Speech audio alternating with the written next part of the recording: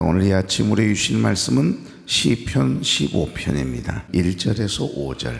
여호와여, 주의 장막에 머무를 자 누구오며 주의 성산에 사는 자 누구오니까. 정직하게 행하며 공의를 실천하며 그의 마음에 진실을 말하며 그의 혀로 남을 허물하지 아니하고 그의 이웃에게 악을 행하지 아니하며 그의 이웃을 비방하지 아니하며 그의 눈은 망령된 자를 멸시하며 여호와를 두려워하는 자들을 존대하며 그의 마음에 서원한 것은 해로울지라도 변하지 아니하며 이자를 받으려고 돈을 구워주지 아니하며 뇌물을 받고 무죄한 자를 해하지 아니하는 자이니 이런 일을 행하는 자는 영원히 흔들리지 아니하리이다. 아멘. 처음으로 인사 나누죠. 좋은 아침입니다.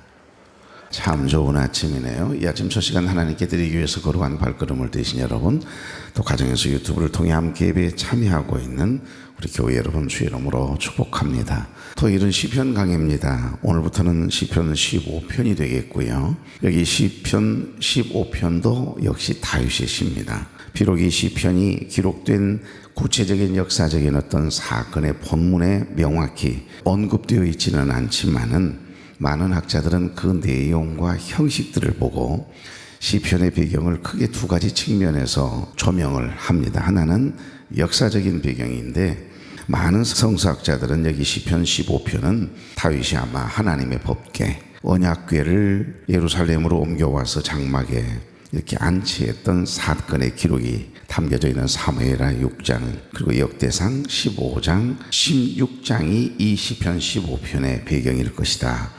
깊은 관련이 있을 것으로 추정하고 있는 거죠. 여러분, 이 사건은 이스라엘 역사에서 하나님의 임재가 아주 가시적으로 회복되어지는 매우 중요한 순간의 이야기거든요. 그때 당시에 그때 그 마음을 담아서 이 시를 썼을 것이다, 이렇게 보는 겁니다. 그러니까 다윗이 처음에 임금이 되었을 때는 유다의 지지만을 받아서 임금이 됩니다. 원래 이스라엘은 12지파로 되어 있거든요. 결국에는 이제 통일 이스라엘이 임금이 되는 순간이 다가오게 되고 우리 임금이 되어주시오. 그 다윗의 마음을 뒤늦게 알고 통일 이스라엘 임금으로 이렇게 옹이하게 되거든요.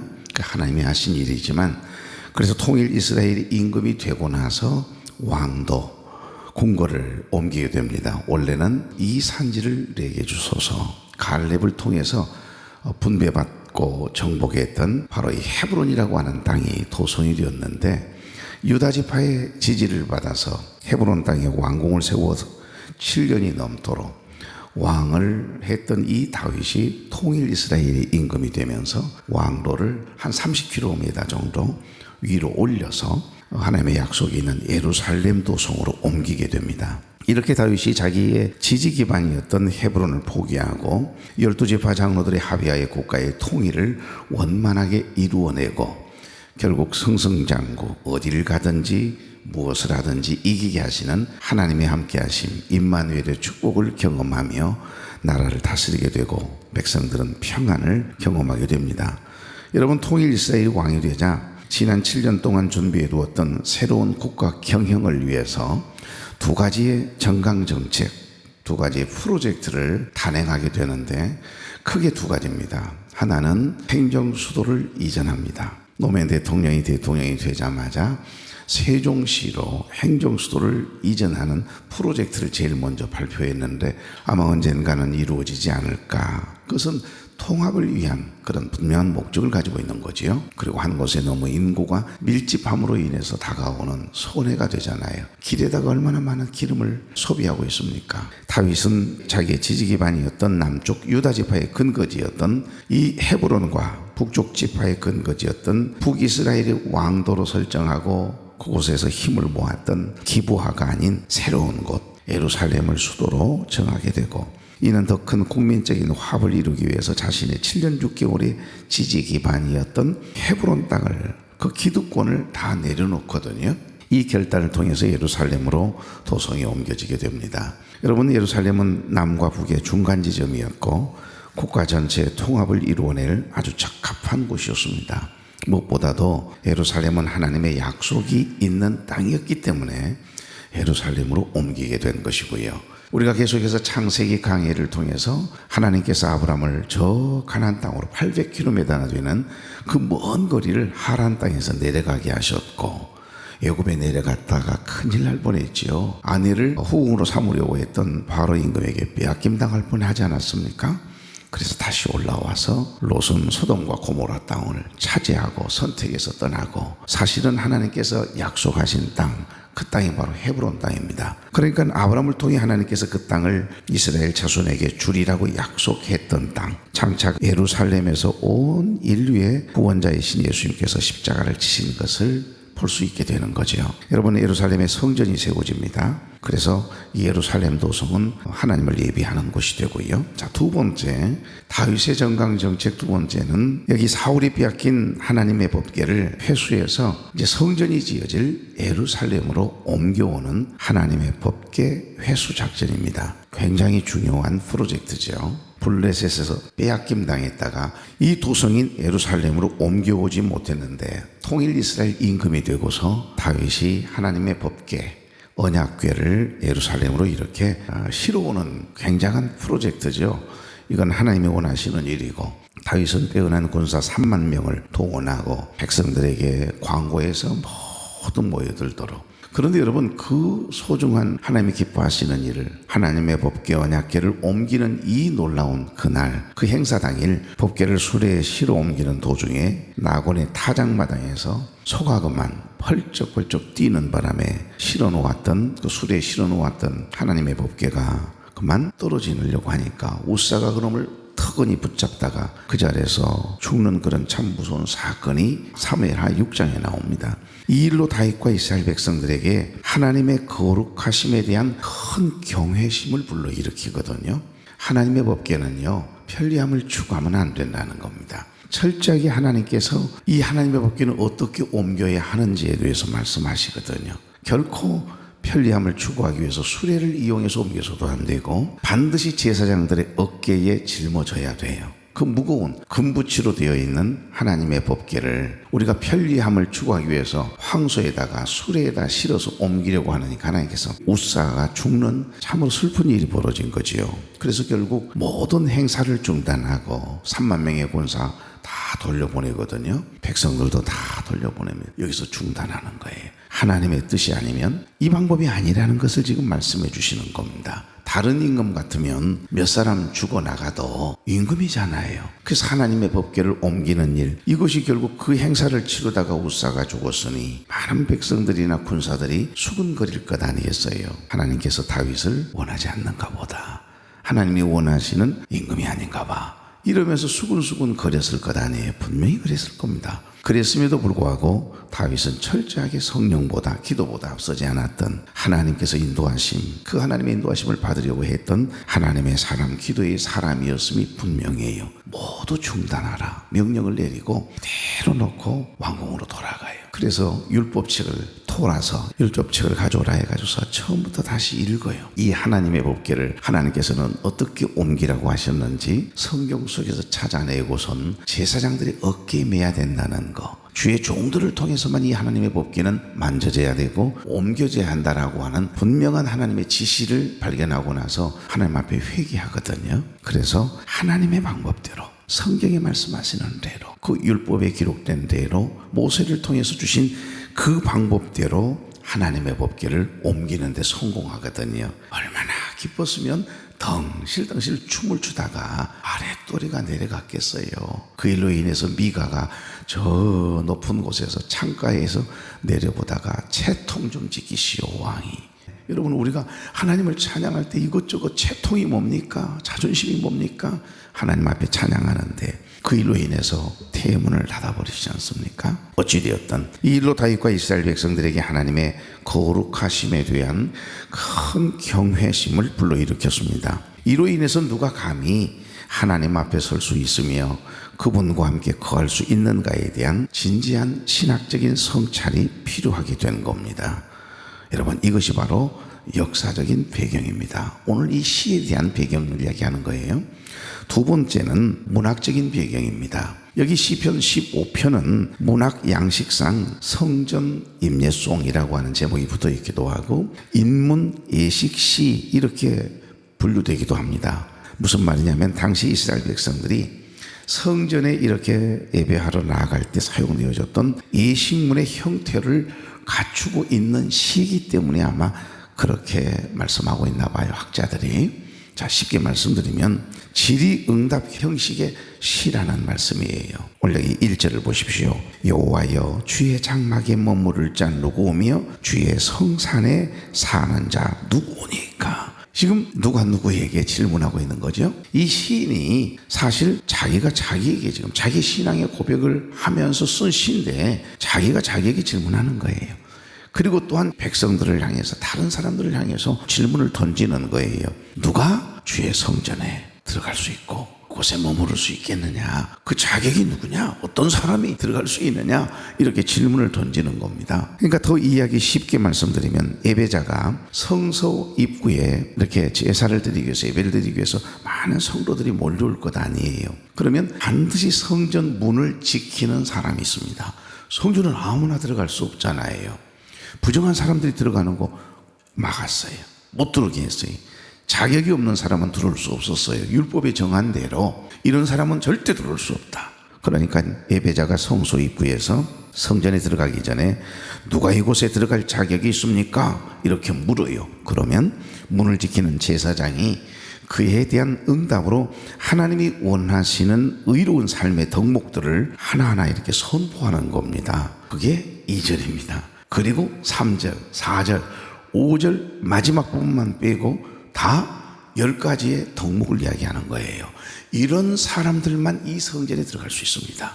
이런 사람들만 예배 자리에 들어갈 수 있습니다라고 조건을 이야기하는 건데요. 3절, 4절, 5절 보실래요? 2절 먼저 정직하게 행하며 공의를 실천하며 그의 마음에 진실을 말하며. 여기 3절, 4절, 5절 이자를 받으려고 돈을 꿔주지 아니하며 뇌물을 받고 무죄한 자를 해야지 아니하는 자이니. 여기까지 자격이에요. 10가지를 이야기하는데 다음 주에 함께 말씀을 나누게 될 텐데요. 마지막으로 뭐 하죠? 이런 일을 행하는 자는 영원히 흔들리지 아니하리이다. 그렇게 말하죠. 축복을 선언하고 있습니다. 그 축복 기도를 받고 그리고 이제 들어가는 거예요. 당신 이런 사람만 들어갈 수 있습니다. 자, 통과. 들어갔다가 또 제사를 지낼 때도 마찬가지로 기도의 제목을 또 속죄제, 속건제, 번제, 화목제, 제사의 5가지 제사법이 있지 않습니까? 그러면 제사장이 그 백성들의 간절한 소망과 기도를 직접 하나님의 이름을 부를 수도 없고 하나님 앞에 직접 나아갈 수 없어요. 반드시 중보자, 제사장을 통해서만 그 기도를, 그 제사를 드릴 수 있도록. 그러니까 하나님의 거룩한 일에 쓰임을 받는 일에 사용되었던 지파가 바로 레위 지파 아닙니까? 모든 기도를 하나님께 드리고 나서 이제 밖에서 계속해서 성도는 기도하고 있는 거죠, 백성들은. 그리고 제사가 다 끝나면 그 제사장이 나와서 그 백성을 축복하는 거예요. 그것이 이제 아론의 축복이죠. 축복 기도하면 그때서야 내 기도에 응답해 주심을 믿고 감사함으로 성전 밖을 나가는 겁니다. 그렇게 예배가 진행됐어요. 이게 제사예요. 그런데 우리는 예수님께서 단번에 당신이 제물이 되어주셔서 피 흘려주심으로 하나님과 나 사이에 깨어지고 부서진 이 관계를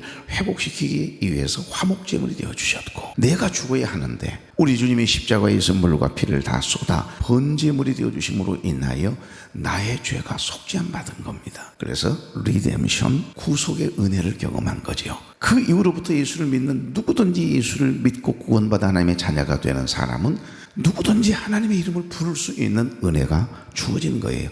십자가의 사건이 결국에는 복음인 까닭은 바로 그것입니다. 그러니까 이 시편 15편은 단순히 개인적인 어떤 묵상시를 넘어서 이스라엘 예배 공동체가 하나님 앞에 나아갈 때마다 자신들의 삶을 돌아보고 거룩함을 회복하도록 돕는 실제적인 이 예배의 한 부분으로 사용되었다라고 하는 것. 고로 시편 15편은 문학 양식상 성전 임례송이다, 인문 예식시다, 이렇게 분류하고 있습니다. 그래서 여러분, 하나님께 드리는 예배와 일상에서의 윤리적인 삶이 결코 분리될 수 없음을 보여주고 있는 너무너무 중요한 배경이 여기에 있는 거예요. 그러니까 우리가 하나님 앞에 예배를 드리는데, 제사를 드리러 가는데 자격이 갖추어지지 않으면 절대 주의 성산에 오를 수도 없고 주의 성전에 머무를 수도 없고 예배 자리는 더더욱이나 들어갈 수 있다 없다? 없는 거예요. 그러니까 세상을 살아가면서 인생을 살아가면서 오늘 여기서 말씀하시는 2절, 3절, 4절, 5절, 상반, 중반절까지를 한번 10가지를 대입을 시켜서 여러분 자신을 한번 나는 과연 이 성전에 들어올 자격이 있는 사람인가 오늘 아침 점검해 보십시오. 단 한 사람도 없을 겁니다. 그러니까 우리가 아무리 선하게 의롭게 살아간다고 해도 어떻게 이렇게 살아갈 수 있겠어요? 마음으로 죄를 짓고 마음으로 정직하지 못할 때가 있는데 남은 속일 수 있지만은 내 양심은 우리 하나님은 속일 수 없지 않습니까? 그래서 하나님께 드리는 예배와 일상에서의 윤리적인 삶이 결코 분리될 수 없음을 보여주는 중요한 배경이 되는 겁니다. 그래서 했을까요? 위대한 설교가들은 이 시편 15편을 통해서 우리를 더욱 깊은 은혜와 복음의 중심으로 인도한다, 이런 표현을 쓰기도 했더라고요. 그들은 이 시를 단순히 착하게 살기 위한 목록 정도로 보지 않고요, 우리를 구원하신 하나님의 은혜와 예수 그리스도의 복음을 비추어 주는 거울이라고 이렇게 해석을 해요. 그러니까 매일매일 선포되어진 하나님의 말씀을 우리가 단잠을 깨워 첫 시간 하나님께 드릴 때마다 선포되어진 하나님의 말씀은 곧 뭐죠? 내 앞에 놓여진 거울과 같은 겁니다. 그 영적인 거울을 통해서 내 양심을 들여다보는 거예요. 어제의 삶을 들여다보고 내가 오늘 어떻게 살아야 할 것인가에 대해서 다짐하지 않습니까? 그러니까 위대한 설교가인 찰스 스펄전 목사님은 이 시편 15편을 먼저 우리의 죄를 비추는 거울이다, 이렇게 표현했더라고요. 정확한 표현인 것 같아요. 여기 15편 1절 다 같이 한번 봉독해 볼까요? 여호와여 주의 장막에 머무를 자 누구 오며 주의 성산에 사는 자 누구 오니까? 이를 직역하면 여호와여 누가 당신의 장막에 머물겠습니까? 누가 당신의 거룩한 산에 거주하겠습니까? 이 질문이거든요. 이 질문은 어떤 사람이 하나님과 동행하며 교제하기에 적당한가? 누가 과연 하나님 앞에 설 수 있고 하나님 앞에 예배를 드릴 수 있고 하나님 앞에 나아갈 수 있는가에 대한 생각을 해보게 하는 말씀이에요. 우리도 이 질문 앞에 이렇게 정직하게 서면 우리 중 누구도 접니다. 제가 그 자격을 다 갖추었습니다. 나는 그 10가지 다 덕목에 해당됩니다. 이러면서 여러분 유유히 성전 안으로 들어가 성전에 머무를 수 있는 자격이 있다라고 이야기할 수 있을까요? 접니다 라고 할 만한 자격이 있는 사람은 단 한 사람도 없다, 이 말을 하고 싶은 거예요. 우리가 복음적으로 해석하면 여기 주의 장막과 성산은 하나님이 임재하시는 곳을 의미하고요, 고로 어떤 사람이 하나님과 함께 할 수 있는지, 하나님 앞에 예배를 드릴 수 있는지 지금 노래하고 있는 겁니다. 과연 누가 하나님께 가까이 나아가며 하나님이 거하시는 장소에서, 거룩한 장소에서 거룩하신 하나님께 영광을 돌리고 찬양하고 예배할 수 있을까요? 이걸 이야기하는 겁니다. 하나님은 어떤 사람과 함께 하실까요? 라고 하는 질문을 좀 던지고 있는 거예요. 그래서 이 시에는 주의 장막에 거할 자의 조건이 10가지 제시가 되고 있습니다. 자, 오늘 첫 번째, 정직하게 행하며입니다. 다음 주 자세히 설명하겠습니다. 2절을 보십시오. 정직하게 행하며 공의를 실천하며 그의 마음의 진실을 말하며, 세 가지가 나오네요. 여기 원어상 문자적인 의미는 흠이 없이 걸어가는 사람이에요. 흠이 없이 걸어가는 사람. 땅에 살아가는 사람 중에 흠이 없는 사람이 있을까요, 없을까요? 의인은 없나니 단 한 사람도 없습니다. 모두가 다 죄인입니다. 그러니까 여기 행하며 라고 하는 일상생활을 가리키는 내용인데요, 살아가다, 생활하다, 그런 의미더라고요. 그러니까 흠이 없이 걸어가는 사람, 흠이 없이 행하며 살아가는 사람, 이건 불가능한 일이겠죠. 여기 흠 없이 온전한 삶을 살아가는 사람을 이야기하는 거니까요. 흠 없는 삶을 살아간다는 것은 다음 절에서 이 병행 구문과 대조할 때 어떤 사람이 흠이 없는 사람인가를 하면서 그 조건 안에 들어있어요. 병행 구절이니까 뒤에 보실래요? 어떤 사람이 흠이 없이 살아가는 사람인가를 설명하고 있습니다. 주변 사람들을 비난하거나 중상모략하지 않는 삶을 살아가는 사람임을 이야기해요. 3절 보실래요? 다 같이 시작. 그의 혀로 남은 허물하지 아니하고 그의 이웃에게 악을 행하지 아니하며 그의 이웃을 비방하지 아니하며. 여러분, 여기에는 여러분 해당되지 않는 거죠? 2절, 정직하게 행하며. 우리는 마음속으로 얼마나 많은 불의한 생각을 품습니까? 그의 마음의 진실을 말하며. 우리는 스스로를 속이고 다른 사람에게 진짜 100% 진실만을 말하며 살아가고 있습니까? 3절, 그의 혀로 남을 허물하지 아니하고 우린 단 한 번도 남을 비난하거나 판단하거나 정죄하거나 험담하거나 비방을 하지 않았다고 자신할 수 있겠습니까? 예배를 드리고 내려가도 험담하고 계시더만요. 예배를 드리고 가서도 또 남 비판하고 있고요. 우리는 늘 그런 존재예요. 그러니까 이 자격에 딱 맞는 하나님의 성산에 머무를 수 있는 예배를 드릴 수 있는 자격을 율법적으로 만약에 잣대를 댄다면 아마 단 한 사람도 없을 거예요. 다른 사람들에게는 의인인 것처럼 의로운 것처럼 그렇게 살아왔을지 모르지만 내 마음 뭔가 그 서운한 감정이 치고 들어오면 나도 모르게 말 한마디를 통해서 남을 비난하고 있어요. 여러분 4절 보십시오. 서운한 것은 해로울지라도 변하지 아니하며 우리는 손해가 될 줄 알면서도 모든 약속을 신실하게 지키고 있습니까? 이 엄중한 기준 앞에 우리는 뭐라는 이야기죠? 한마디로 이야기하면 다 죄인이라는 겁니다. 예, 접니다.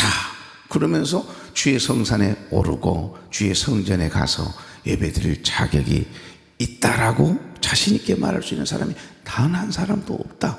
복음적인 의미에서 십자가라는 안경을 통해 이 말씀을 묵상하면 하나도 없다는 딱 결론을 내리게 돼요. 그리고 하나님의 거룩한 장막에 머무를 자격이 없음을 깨닫게 되는 것입니다. 이것이 뭘까요?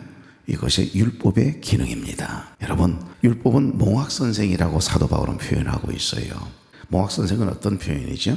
옛날 우리 양반집 도련님이 서당을 다니지 않겠어요?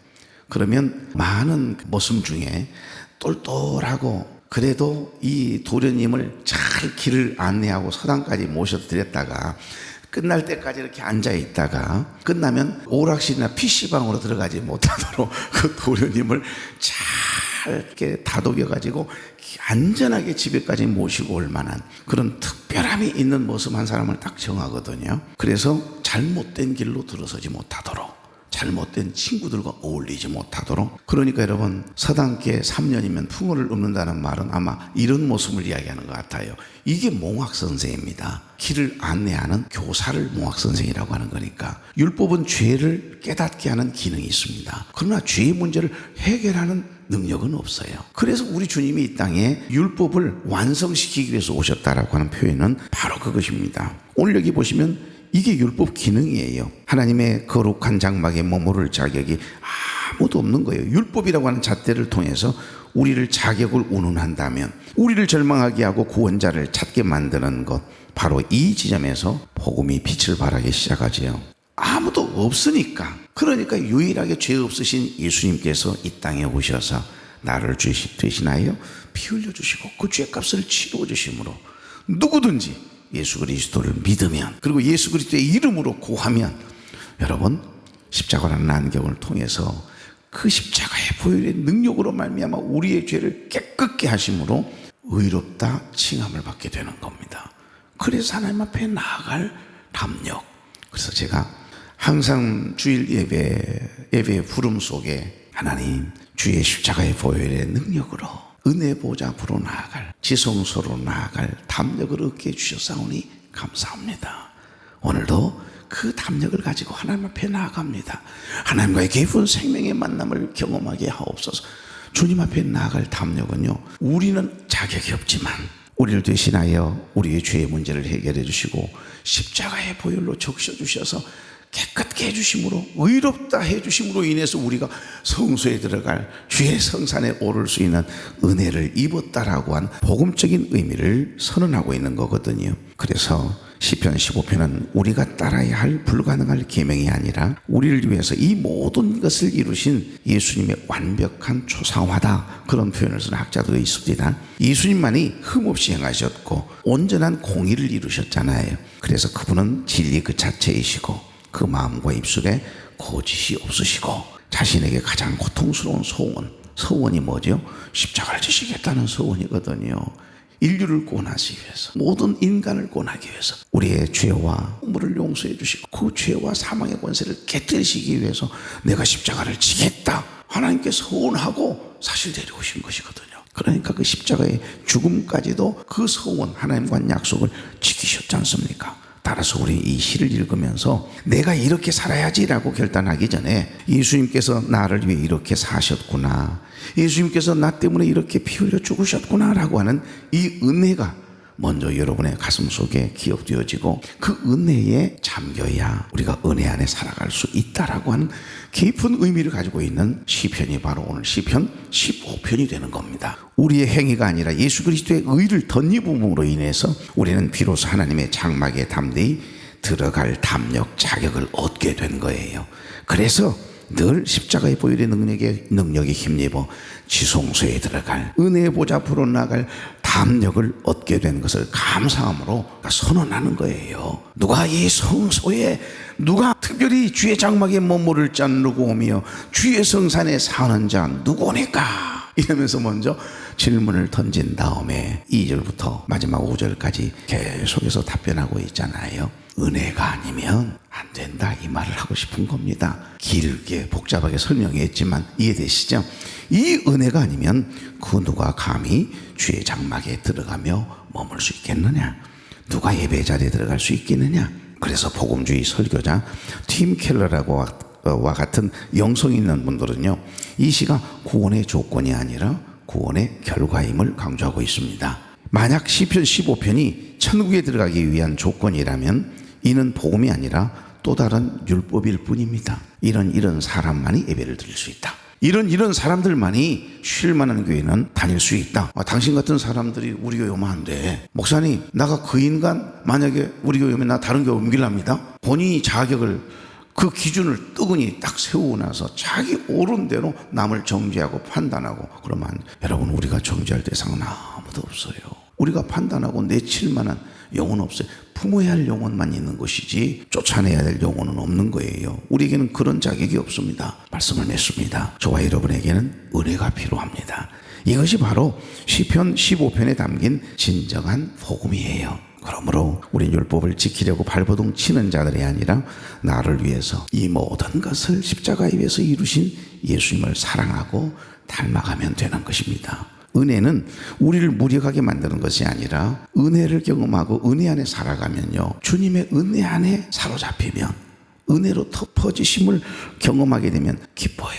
성령 충만, 은혜 충만하게 돼요. 거룩한 삶을 살아갈 힘을 공급받습니다. 그래서 그렇게 행복하게 힘있게 믿음으로 살아가는 사람들이 그렇게 밝은 거예요. 주보의 그 네모 길쭉한 칸 안에 광고란 중간 정도에 보시면 이런 글귀를 써놓았어요. 사랑하면 닮습니다. 말하는 것, 입는 것, 분위기까지 닮아가는 것입니다. 예수님의 습관을 담는 것, 그분을 사랑하는 일입니다. 예수님의 거룩한 습관을 통해 여러분의 영혼을 빛나게 하십시오. 기억나시나요? 오늘 말씀의 결론은 이겁니다. 주님을 닮아가면 되는 거예요. 내가 말씀대로 살아가려고 애를 쓴다는 것은 죄를 짓지 않으려고, 정직하게 살아가려고 애를 쓰려고 노력하기보다 누군가를 미워하지 않으려고 애 쓰려고 하지 말고 그 영혼까지도 사랑하라고 하시는 긍휼, 주님의 긍휼의 성품을 달라고 기도하는 거예요. 주님을 닮아가기 위해서, 주님을 사랑하니까 주님이 원하시는, 기뻐하시는 일을 하려고 애를 쓰다 보면 여러분, 죄를 밀어낼 힘이 생기는 거고, 여기에 말하는 10가지가 아니라 100가지 조건이라도 아무런 문제가 안 되는 거예요. 왜? 내가 할 수 있는 건 없거든요. 그러나 우리 하나님이 은혜를 주시면 용서 못할 사람이 어디 있어요? 그렇지 않습니까?